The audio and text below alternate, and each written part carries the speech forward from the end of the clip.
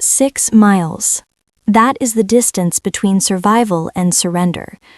In the frozen wasteland of the Northern Territories, where a blizzard could bury your tracks in heartbeats, a rejected Omega named Selene Marrowind made a decision that would rewrite the fate of kingdoms. She didn't haul firewood or foraged supplies. She dragged a dying 300-pound black wolf through snow that swallowed her to the waist, her muscles tearing with every step, while frostbite clawed at her exposed skin. She didn't know he was the Alpha King. She didn't know that saving him would make her a queen or a target. All she understood was the metallic sweet scent of supernatural poison in his blood, and that she was the only one desperate enough or reckless enough to answer it. But when the king awakens, the debt he pays isn't mercy, it's a claim. The blizzard screamed through the Frost Peak highlands like a living fury, a wall of white that had buried entire hunting parties without a trace. For Selene Marrowind, it was just another brutal winter. At 24 years old, Selene had mastered the art of being forgotten. As a rejected Omega in the remnants of the Shadowbrook pack, she ranked below the Omega mothers, below the injured, below anyone who still had a thread connecting them to the pack's heart. She wasn't beaten, not since she'd learned to disappear, but the isolation was a glacier, slow and crushing. She lived in a weathered shack 4 miles beyond the territory line, ignored except when the pack needed her gift for rare herbs and healing compounds.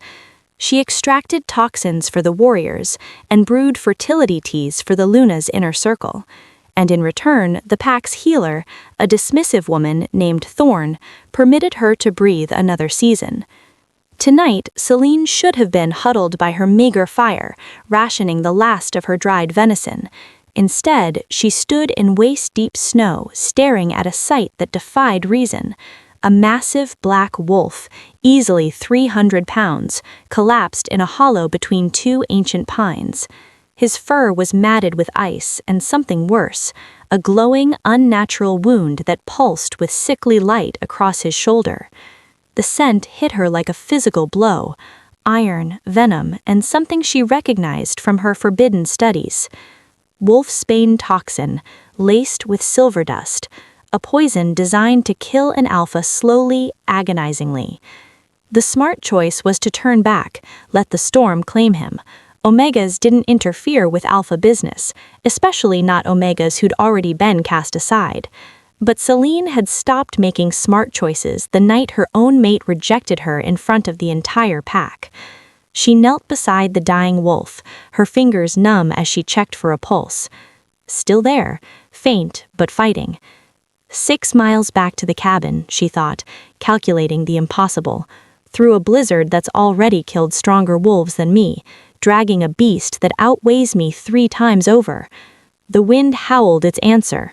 Foolish, foolish, foolish. Selene began fashioning a harness from the rope she always carried, her herbalist's mind already cataloging what she'd need: yarrow root, activated charcoal, maybe the last of her thistle extract if the poison had reached his blood. Her hands worked with practiced efficiency, even as her rational mind screamed at her to stop. She didn't know she was harnessing a king. She didn't know that 6 miles through hell would lead to a throne. All Selene knew was that something in her, some stubborn, unbreakable core that rejection hadn't managed to kill, refused to let another soul die alone in the cold. She leaned into the rope, felt it bite into her shoulders through her torn coat, and took the first step into the storm. 6 miles, she promised herself, just 6 miles. Behind her, the wolf's amber eyes flickered open for just a moment, glowing with an intelligence that was far from animal. Then they closed again, trusting his life to the Omega who smelled of mountain sage and quiet defiance. The blizzard swallowed them both, and the kingdom's fate shifted with every agonizing step forward. The smell hit Selene half a mile from her cabin, metallic and sharp, cutting through the blizzard like a blade through silk. She'd been gathering the last of the frost-hardy yarrow from the ravine when the wind shifted, carrying with it something that made her healer's instincts scream. Blood, but not just blood. There was something sweet underneath, cloying and wrong. Her fingers tightened around her gathering basket as recognition sparked cold in her gut. She'd smelled that combination only once before, in a forbidden text she'd stolen from the pack healer's locked cabinet years ago. Wolfsbane and silver, alchemically bonded. A poison so rare, so expensive, that only someone with serious resources and even more serious enemies would bother crafting it. Selene should have run toward her cabin, should have barred the door and waited out whatever political nightmare was bleeding out in her forest. Rejected Omegas didn't survive by inserting themselves into alpha business, but her feet were already moving toward the scent. She found him in a hollow between two massive pines, their branches forming a cathedral of ice above his collapsed form. The wolf was enormous, bigger than any she'd ever seen, his black fur so dark it seemed to absorb the little light filtering through the storm. But it was the wound that stole her breath. A gash along his shoulder blazed with an eerie, poisonous luminescence, green and gold swirling like oil on water. The flesh around it had already begun to blacken, necrosis spreading with supernatural speed. Selene dropped to her knees beside him, her healer's assessment overriding every scrap of common sense. Pulse thready but present, breathing shallow, core temperature dropping. The poison was attacking his system on multiple fronts, the wolfsbane shutting down his ability to shift and heal, the silver burning through his blood like acid. He had hours, maybe less. Her hands moved automatically, checking his airways, searching for other injuries. This close, she could see the sheer power in his frame, muscle and sinew built for dominance, for command. Even dying, he radiated an authority that made her wolf whimper and press low in submission. Not just an alpha, then, something more. The rational part of her brain cataloged everything she'd need: activated charcoal to bind the toxins, yarrow to slow the bleeding, devil's club root to counteract the silver, and her entire remaining supply of milk thistle extract. She'd have to work fast, and she'd have to get him to shelter. The blizzard was worsening, and even if she saved him from the poison, exposure would finish what the assassins started. Selene pulled the coil of rope from her pack, her fingers already numb. She'd hauled deer carcasses before, dragged deadfall timber for firewood. This was the same principle. Just heavier, just through deeper snow, just with a life hanging in the balance instead of her winter stores. She began lashing together a makeshift sled from fallen branches, her movements practiced despite the way her hands shook. Not from cold, from the dawning realization of what she was committing to. 6 miles back to her cabin, through a storm that had already killed 3 warriors last winter. The wolf's eyes cracked open for a heartbeat, amber and ancient and utterly aware, before sliding shut again. Selene pulled the rope across her shoulders, felt the weight settle like judgment, and leaned forward into the howling dark. The first mile taught Selene the difference between determination and delusion. She'd believed, foolishly, desperately, that adrenaline and necessity would carry her through, that her years of hauling firewood and dragging game through the forest had prepared her for this. But the wolf weighed 300 pounds of dead weight, and the sled caught on every buried root, every drift, every invisible obstacle the blizzard concealed beneath its white lies. The rope bit through her coat and into her shoulders within the first quarter mile. By the half-mile mark, she felt the warm trickle of blood mixing with sweat beneath her shirt. Her muscles screamed, her lungs burned with air so cold it felt like swallowing glass. But stopping meant dying, for both of them, so she put one foot in front of the other and counted steps instead of distance. 100 steps, rest for 30 seconds, 100 more. The blizzard fought her for every inch. Wind slammed into her from the side, trying to knock her off the narrow path she knew by memory alone. Snow filled her tracks before she'd moved 5 feet, erasing all evidence that she'd ever been there. Twice, she stumbled into drifts that swallowed her to the chest, and each time she had to claw her way out, terror spiking that she'd lost the path entirely. Around the 2-mile mark, her body began to fail in earnest. Her thighs trembled with each step. Her shoulders felt dislocated, grinding bone against tendon. Frostbite had claimed her fingers, turning them into useless clubs that could barely grip the rope. She'd stopped feeling her toes an hour ago. The wolf remained utterly still on the sled, and Selene found herself talking to him through cracked lips, her voice lost in the storm. Nonsense, mostly. Old herbalist mnemonics, the names of plants.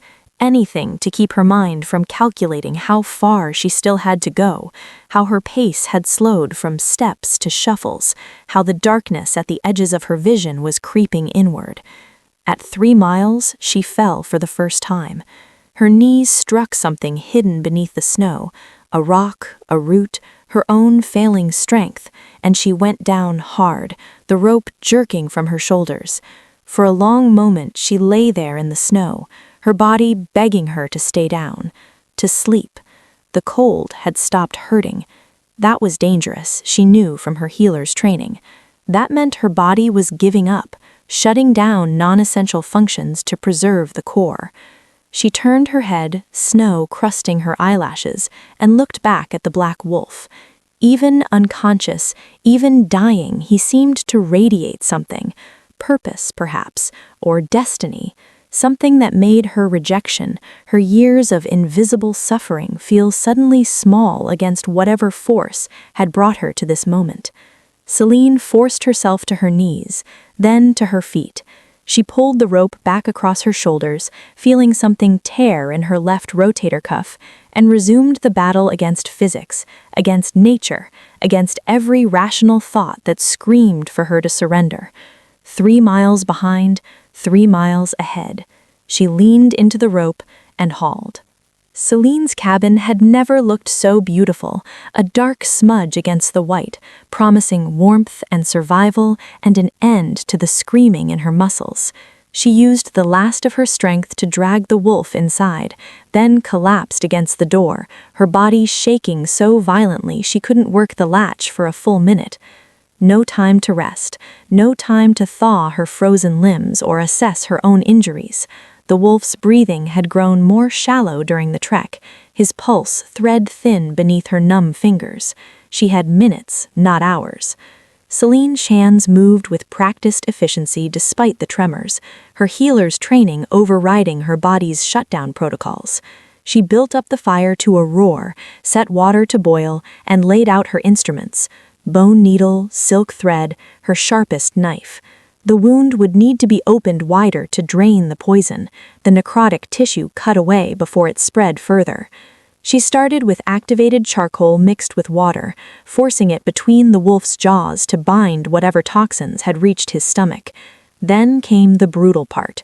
Her knife bit into the glowing wound, and the wolf's body convulsed, a low growl rumbling from his chest even in unconsciousness.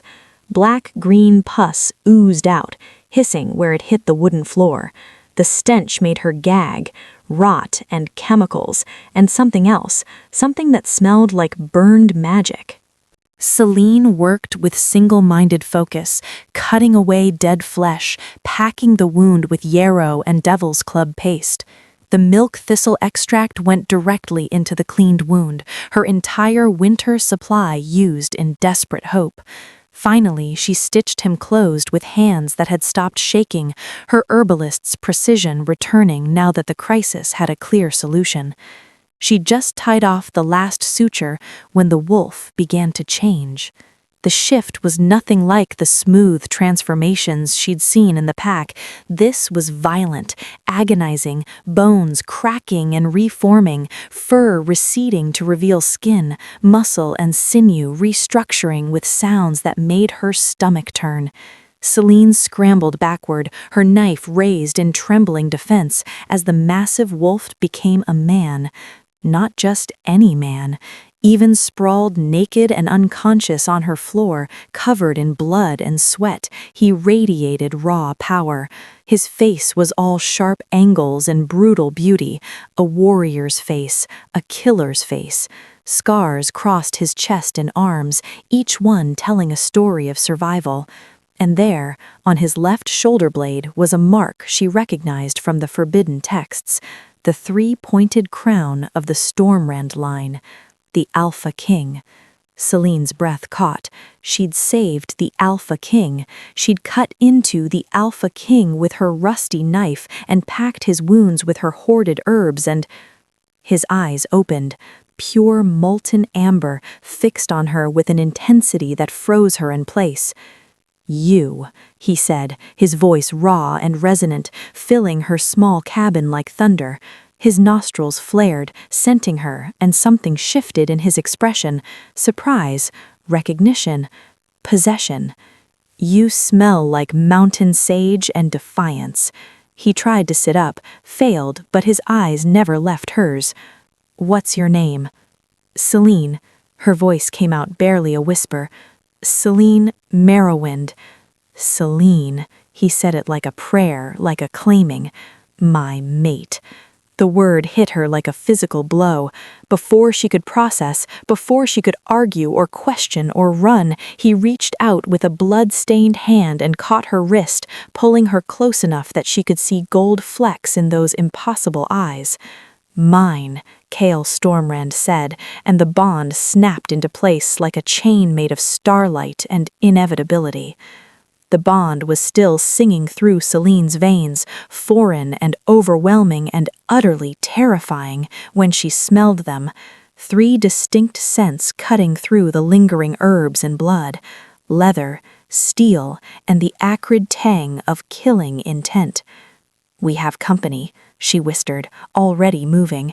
Chaol tried to rise, his muscles trembling with the effort, but he'd lost too much blood.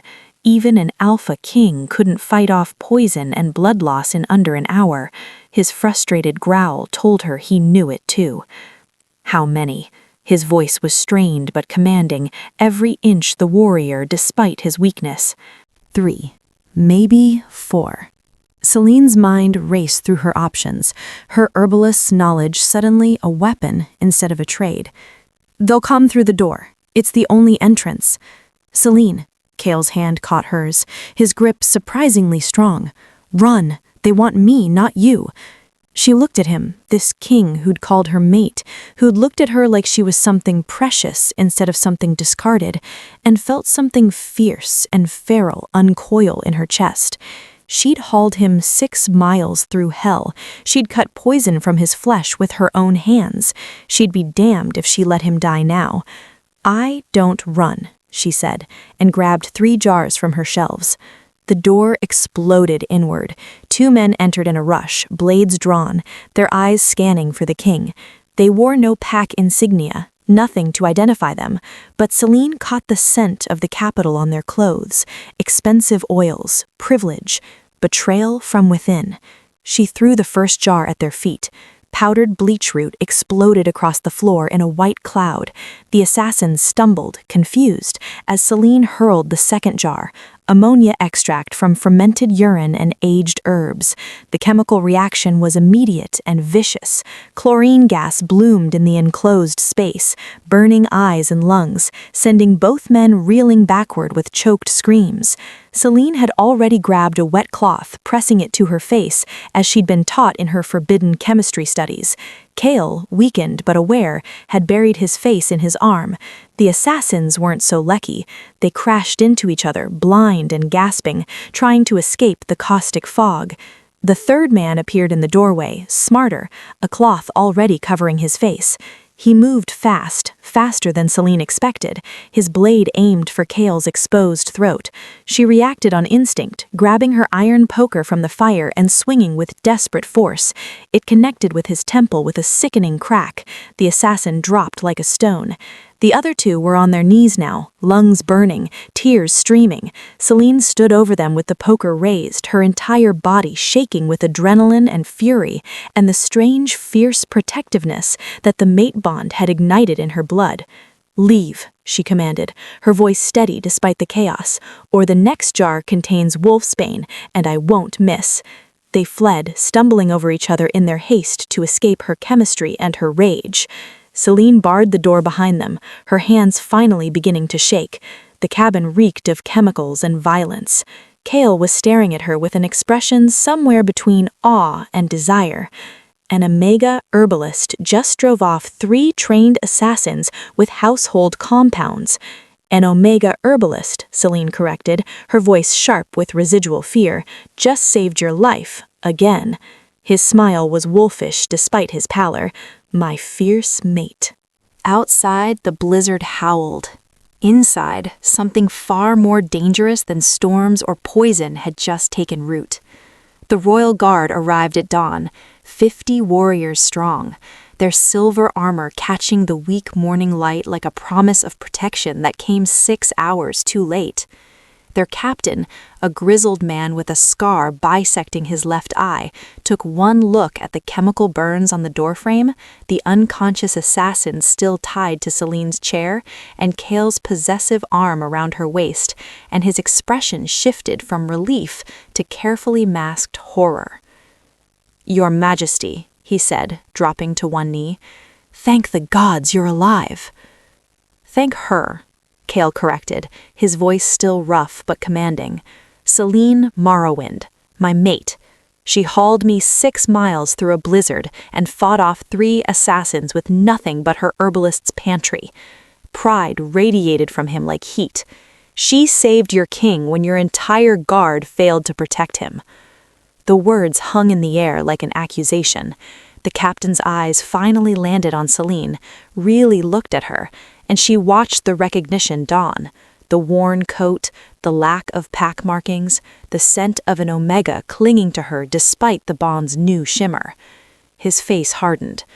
"Your Majesty, perhaps we should discuss—" "We discuss nothing," Kale cut him off. "Prepare the transport. We leave within the hour." The journey to the glass citadel took 2 days, and Selene felt every mile of it in the stairs.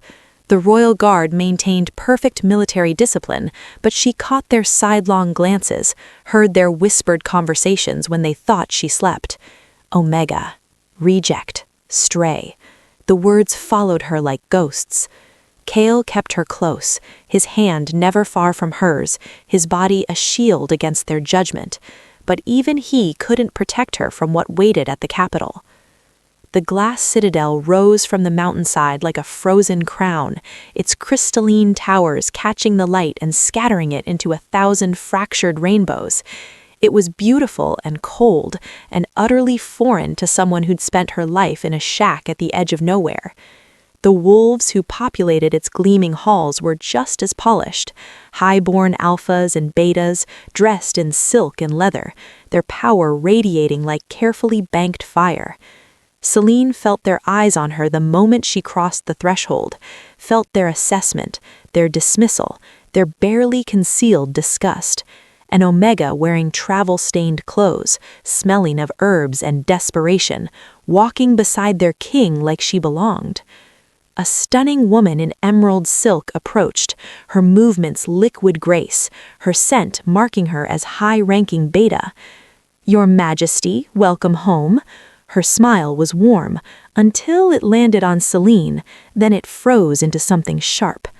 "And you've brought a guest." "My mate," Kale said, his tone brooking no argument. "The Luna Queen." The woman's composure cracked for just a heartbeat. "Of course. How unexpected." She offered a curtsy that managed to feel like an insult. "I am Lady Morgana, first counsel to the court. Perhaps your mate would like to rest after such an ordeal? I'm sure she's overwhelmed by her new surroundings." "Perhaps the stray would like to hide before she embarrasses everyone." Kale's arm tightened around Selene's waist. "She stays with me. We have a poisoning to investigate and traitors to root out." Lady Morgana's smile sharpened. "Indeed, such a mystery how assassins found you so far from the capital." Her eyes slid to Selene, the implication clear. One wonders who might have known your location. The accusation hit Selene like ice water. They thought she was the threat. And from the calculating looks around the hall, they weren't alone. The War Council meeting began at noon, and Selene understood within 5 minutes that she'd walked into an execution masquerading as politics. They seated her at Kale's right hand, the Luna's position, in a chair that felt like a throne and a target simultaneously. Around the obsidian table sat the kingdom's most powerful wolves, generals with scars like medals, advisors whose eyes held centuries of cunning, and nobles whose silk clothing cost more than Selene had earned in her entire life. Every single one of them looked at her like she was a stain on their pristine tablecloth. "Let us address the wolf in the room," Lord Castor said, his voice smooth as poison. He was an older alpha, silver-haired and distinguished, with the kind of face that inspired trust. Selene's instincts screamed not to believe it. "Our king returns from a hunting expedition poisoned, nearly dead, rescued by a previously unknown Omega." He paused, letting the implications breathe. "Forgive my bluntness, Majesty, but the timing strains credulity." "You think she poisoned me?" Kale's voice was dangerously soft. "I think assassins who've eluded our best trackers for months suddenly found you in the most remote corner of the kingdom." Castor spread his hands in mock helplessness. "And the only witness is a rejected Omega with no pack ties, no history, no reason to be in those mountains at all." Selene's nails bit into her palms beneath the table. Every word was a blade, precisely placed to sever her credibility. "She saved my life," Kale said flatly, "or ensured you'd be grateful enough to bring her here." Lady Morgana leaned forward, her expression sympathetic in a way that felt rehearsed. "Sire, we all want to believe the best of people, but surely you see how convenient this all appears.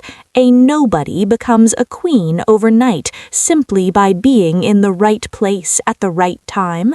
She fought off 3 assassins, according to her story, which no one can verify since the attackers mysteriously escaped. One didn't. He's in your dungeons right now." "And refuses to talk," Castor said smoothly. "Professional killers rarely break under interrogation, but they also rarely fail so spectacularly, unless they were meant to." His eyes found Selene's. "Tell me, Miss Marrowind, how does an Omega herbalist learn to synthesize chlorine gas? That's not exactly common knowledge." The trap closed around her like a fist. If she admitted her forbidden studies, she was suspicious. If she claimed ignorance, she was a liar. Either way, she was guilty. "I read," Selene said, keeping her voice steady despite the way her heart hammered. "Everything I could find. Medical texts, alchemical treatises, military manuals.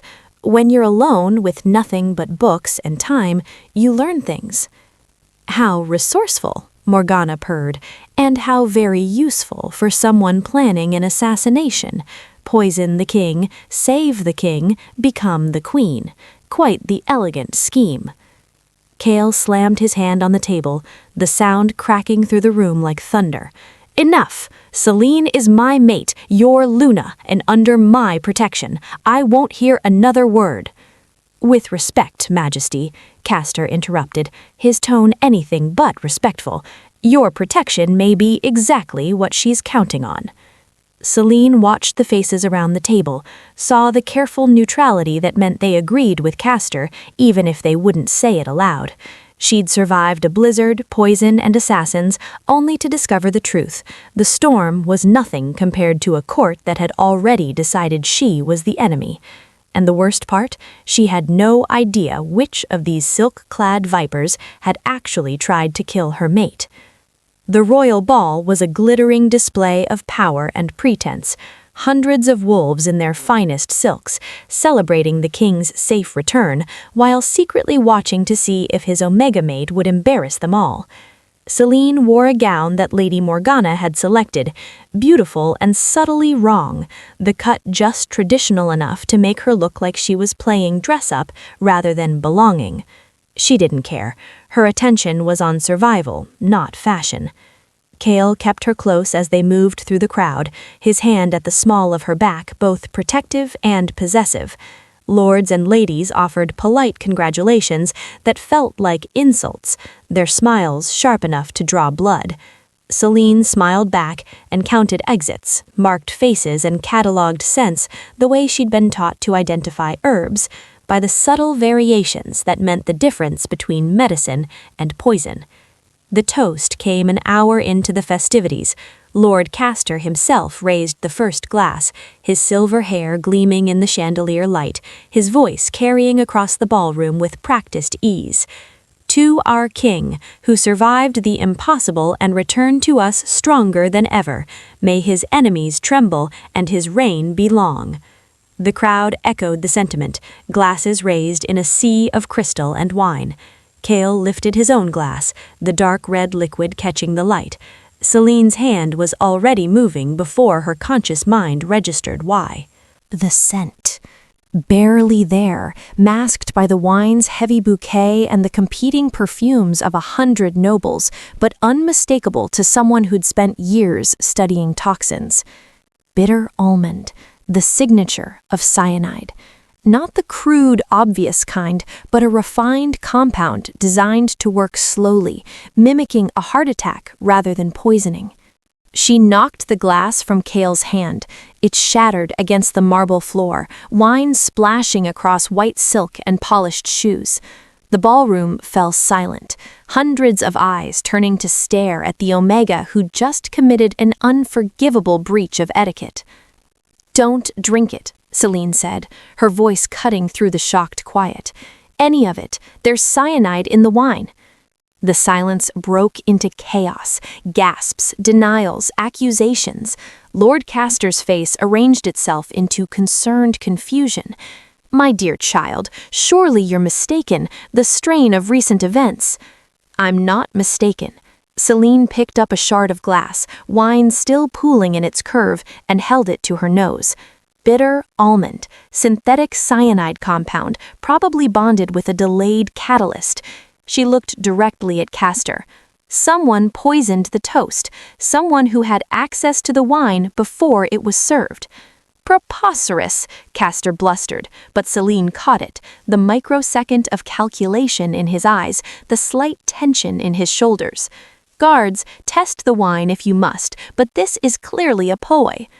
"Test mine too," Lady Morgana interrupted, stepping forward with her own glass. Her face was pale but determined. "And Lord Castor's, and everyone who had access to the cellars." Castor's mask cracked, just for a moment, but Selene saw it, saw the predator behind the distinguished facade recognize that his prey had outmaneuvered him. "You," Cale said softly, his voice more terrifying for its quietness. "You gave the toast. You chose the wine." "Circumstantial," Castor said, but he was already backing toward the exit. "I would never—" He didn't finish. Cale shifted, a blur of fur and fury, and Castor went down under 300 pounds of Alpha King rage. The ballroom erupted. Guards rushed forward, nobles scrambled back, and Selene stood in the center of it all, wine-stained and vindicated, having just saved her mate's life for the third time with nothing but her nose and her knowledge. Lady Morgana met her eyes across the chaos, and for the first time her expression held something other than disdain. Respect. Castor's arrest unraveled a conspiracy that reached deeper than anyone had anticipated. The Iron Circle, 12 high-ranking wolves who'd served the crown for decades, had been siphoning resources, selling military secrets, and positioning themselves to seize power the moment the king fell. Castor's interrogation revealed the names, but it also revealed something more dangerous. The remaining conspirators had nothing left to lose. They moved 3 days after the ball.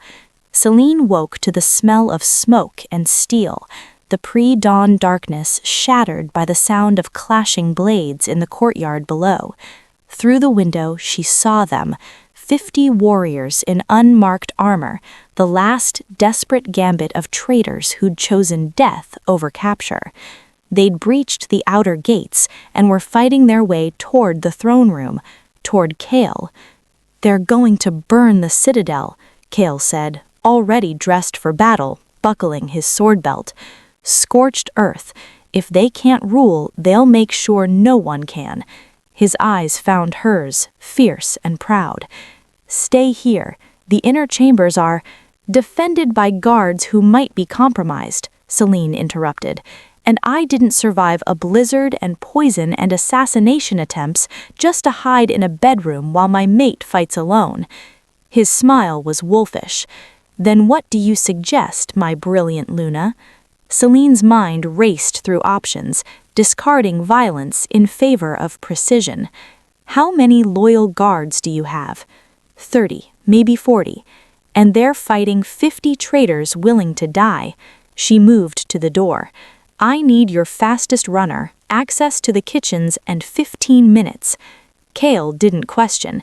He simply nodded and followed. The kitchens were chaos, servants fleeing, cooks barricading doors. Selene ignored them all, moving straight to the herb stores with the confidence of someone who'd memorized every medicinal compound in existence. Valerian root, passion flower, chamomile, hops, and her secret weapon, a rare muscle relaxant derived from wild lettuce that her old mentor had taught her to extract. She worked with steady hands, grinding and mixing, creating a compound potent enough to drop a warrior, but gentle enough not to kill. The trick wasn't the poison, it was the delivery. "They'll need water," she said, filling a dozen canteens with the tea. "Fighting is thirsty work. Have your runners carry these to the courtyard. Offer them to everyone, your guards included. Tell them it's an energy tonic blessed by their Luna." Kale understood immediately. The traitors won't trust us, but they'll trust their own thirst and their desperation. Selene handed him a canteen. "This war ends when they can't lift their swords, not when they're dead." The runners moved like shadows through the smoke-filled halls. Selene watched from the throne room balcony as her tea made its rounds. Guards drinking gratefully, traitors stealing sips from fallen canteens, the thirsty and bleeding on both sides accepting the only water available in a building filling with smoke. It took 20 minutes. The first traitor dropped his sword, his hands suddenly too heavy to grip. Then another, then 5 more, sinking to their knees as their muscles simply stopped obeying. Kale's guards, who'd been warned and drank water instead, moved through the courtyard disarming rebels who couldn't resist, binding wolves who couldn't flee. Not a single additional death, not one more drop of blood. By sunrise, the rebellion was over. 50 traitors lay unconscious in the courtyard, bound and helpless, their coup ended not by the king's sword, but by the queen's mercy. Kale found Selene on the balcony, watching the sunrise paint the glass citadel in gold. He wrapped his arms around her from behind, his voice warm against her ear. "A queen who wins wars with tea," he murmured. "The kingdom has no idea what it's in for." Selene leaned back against him, finally allowing herself to breathe. Neither did I. They returned to the Northern Territories 6 weeks later, when spring had begun its slow conquest of winter's domain. The blizzard's scars remained, fallen trees, drifts still lingering in shadowed hollows, but new growth pushed through the snow, stubborn and green and refusing to surrender. Selene stood in the clearing where she'd found Kale dying, where her impossible journey had begun, and watched as workers put the finishing touches on what they'd built.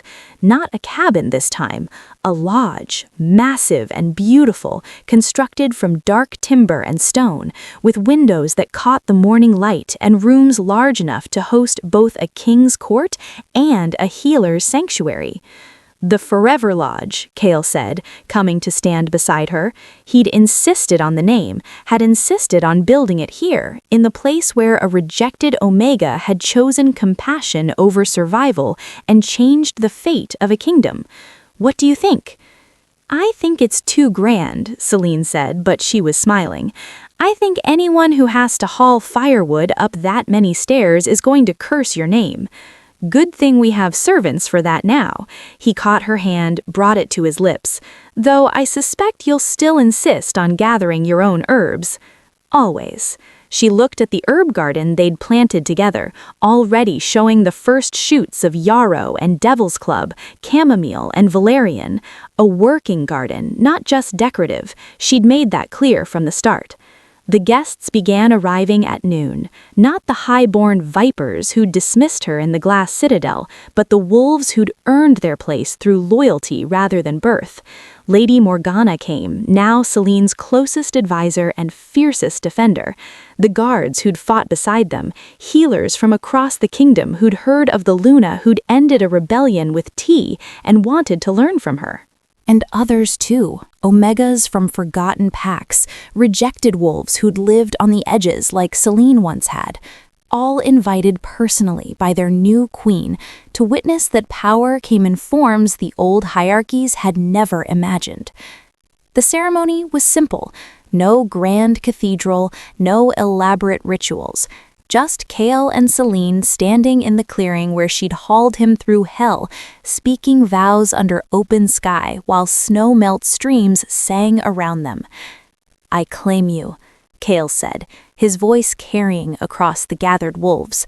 "Not because fate chose you, but because you chose me.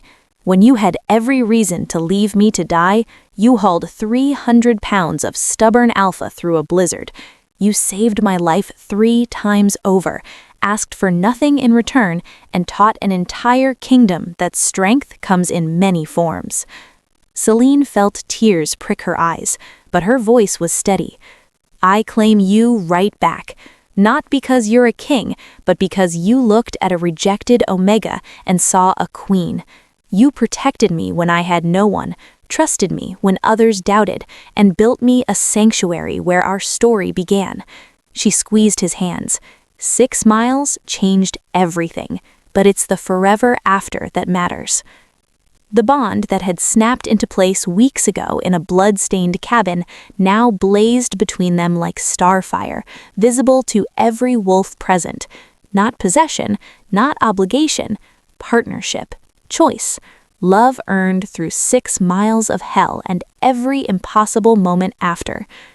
As they kissed, the gathered wolves howled their approval, not the submissive acknowledgement of rank, but the joyful recognition of something rare and precious, a king and queen who'd chosen each other not despite their differences, but because of them. Later, as the celebration stretched into evening and firelight danced across the Forever Lodge, Selene stood at the window overlooking the clearing. Kale joined her, wrapping his arms around her waist. "Any regrets?" he asked softly.